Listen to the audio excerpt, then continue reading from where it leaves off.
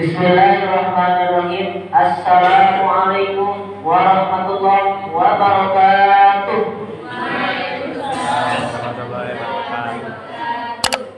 Alhamdulillahirabbil alamin.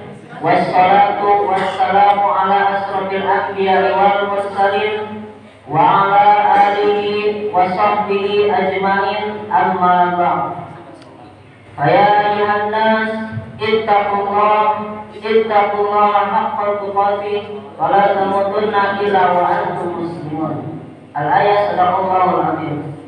Wa qala Nabi sallallahu alaihi wasallam, fa inna asdaqal hadis kitabullah wa khairul hadi Muhammadin sallallahu alaihi wasallam wa syarrul umur muhaddatsatuha wa kullu muhaddatsatin bid'ah wa kullu bid'atin dhalalah wa kullu dhalalatin fitnah. Al-hadis. Pertama-tama, marilah kita senantiasa panjatkan puji dan syukur kehadirat Allah Subhanahu wa taala. Ya alhamdulillah, pada kesempatan kali ini kita semua dapat berkumpul di tempat yang insyaallah mulia ini. Allahumma amin. Salawat dan salam semoga selamanya tetap tercurah limpahkan kepada baginda kita Habibi wa Habibana wa Maulana Muhammad sallallahu alaihi wasallam. Tak lupa kepada keluarganya, para sahabatnya, para tabi'in tabi'atnya, dan semoga sampai kepada kita semua selaku umatnya. Allahumma. Terima kasih kepada MC yang telah memberikan kesempatan kepada saya untuk menyampaikan sepatah dua patah ilmu yang saya ketahui tentang syafaat yang akan diberikan kepada seseorang. Hadirin rahimakumullah. Pada di alam dunia ini tentunya di dalam rukun iman yang nomor kelima, yakni iman kepada hari akhir. Iman kepada hari kiamat merupakan salah satu di antara kewajiban kita untuk percaya dan meyakini bahwa hari kiamat itu benar-benar terjadi. Karena yang namanya hari kiamat itu ialah proses di mana kehancurannya alam semesta di kehidupan dunia ini. Pada hari kiamat bumi itu akan digoncangkan dengan segoncang-goncangnya. Pada hari kiamat, maka manusia itu seperti layaknya laron yang berterbangan. Mengapa demikian? Karena pada dasarnya kehancuran alam semesta ini merupakan sudah menjadi ketetapan dari Sang Maha Kuasa. Nah, bahkan ketika sudah memasuki di padang mahsyar, maka yang namanya padang mahsyar itu ialah tempat di mana yang sangat luas dan sangat membentang. Yang mana ketika seseorang sudah mengalami yang namanya fase kehidupan dunia berakhir, maka akan dikumpulkan dalam satu tempat, jadi padang mahsyar. Di dalam padang mahsyar itu manusia itu akan dikumpulkan untuk dimintai pertanggungjawabannya.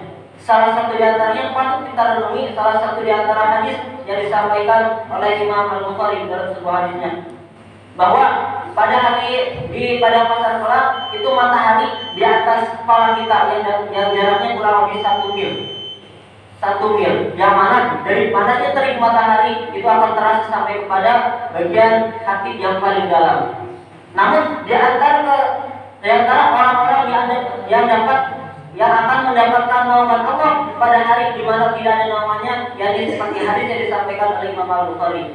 An Abi Hurairah radhiyallahu anhu an Nabi sallallahu alaihi wasallam, sab'atun yudhilluhumullahu yauma la dhilla illa dhilluh.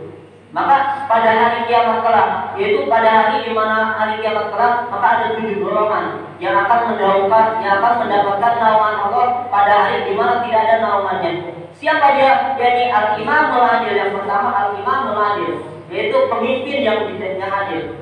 Adil di sini maksudnya bisa menempatkan sesuatu pada tempatnya. Bahwa yang dikatakan adil yakni al-adlu huwa wad'u syai'in fi mahallihi, menempatkan sesuatu pada tempatnya. Seorang pemimpin yang adil, maka dia itu bisa berusaha untuk menempatkan sesuatu pada tempatnya. Dalam artian ketika memimpin, maka tidak ada sebelah mata, dalam artian rata semua kehidupannya, insyaallah. Nah, kemudian yang dikatakan pemimpin yang adil itu ialah ketika bisa membagi dalam proses kesejahteraan umat, kesejahteraan rakyatnya, kesejahteraan para bawahan-bawahannya. Insyaallah ketika kita sudah menjadi para pemimpin yang adil, kita akan mendapatkan naungan Allah. Jadi ketika tidak akan merasakan yang namanya panas teriknya matahari.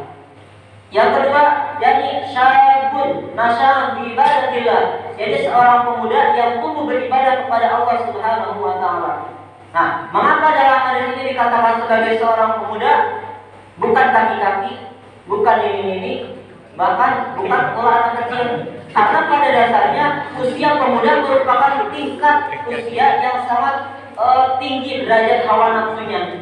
Betapa tidak kalau kita lihat di luar sana banyak anak-anak pemuda yang kelas sehariannya itu nongkrong lah, mancing lah, fishing lah, jogging lah, dan lain sebagainya. Tapi kenapa pemuda ini disebutkan dalam hadis, yaitu pemuda yang tumbuh beribadah, taat beribadah kepada Allah Subhanahu wa taala.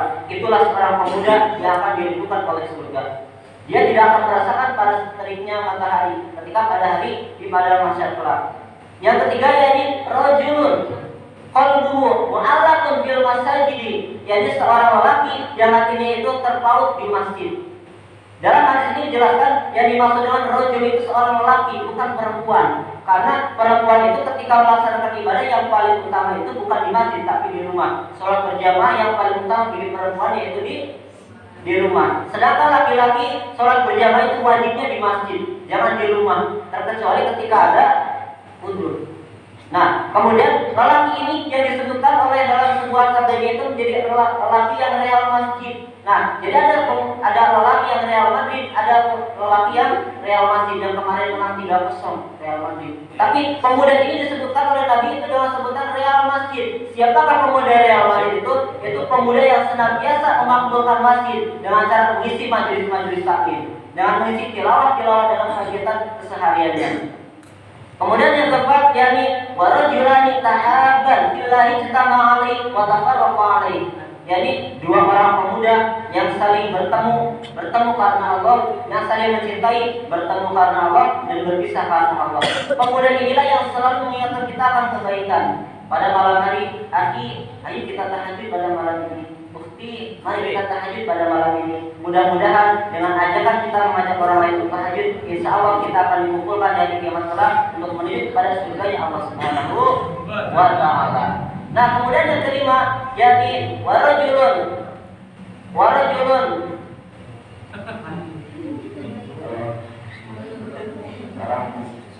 Jadi yang kelima ialah seorang pemuda yang ketika diajak oleh wanita yang kedudukannya itu cantik, maka kemudian wanita itu mengajak kepada seorang lelaki yang sebutan, ayo kita berzina. Namun lelaki tersebut mengatakan apa? Qala inni akhafullah. Maka lelaki tersebut mengatakan, sesungguhnya aku takut kepada Allah Subhanahu wa taala.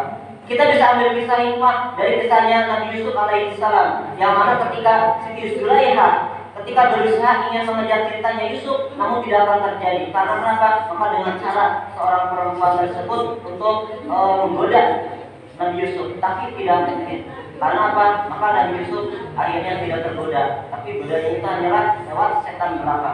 Kemudian yang berikutnya, yakni seorang lelaki yang ketika menyedekahkan sedekahnya dengan satu sedekah, ia melakukannya itu dengan tangan kanan, dan ketika tangan kanan menyedekahkannya, tangan kiri itu tidak terlihat. Dalam artian, kalau kita ingin bersedekah, jangan sampai ada orang yang mengetahuinya. Itu ditakutkan akan menjadi berita yang seperti dapat dikatakan seperti wah orang itu tidak menjadi ria saja. Bukan ria. Maka dalam artian sedekahlah sampai orang lain tidak ada yang mengetahui. Dan sedekah yang paling utama itu ialah sedekah pada malam hari di saat orang tidak banyak yang mengetahuinya. Di samping itu ketika sedekah otomatis jangan banyak dipublikasikan. Apakah boleh kita mempublikasikan sedekah? Boleh, dengan tujuan supaya dijadikan sebuah contoh bagi orang-orang yang akan bersedekah.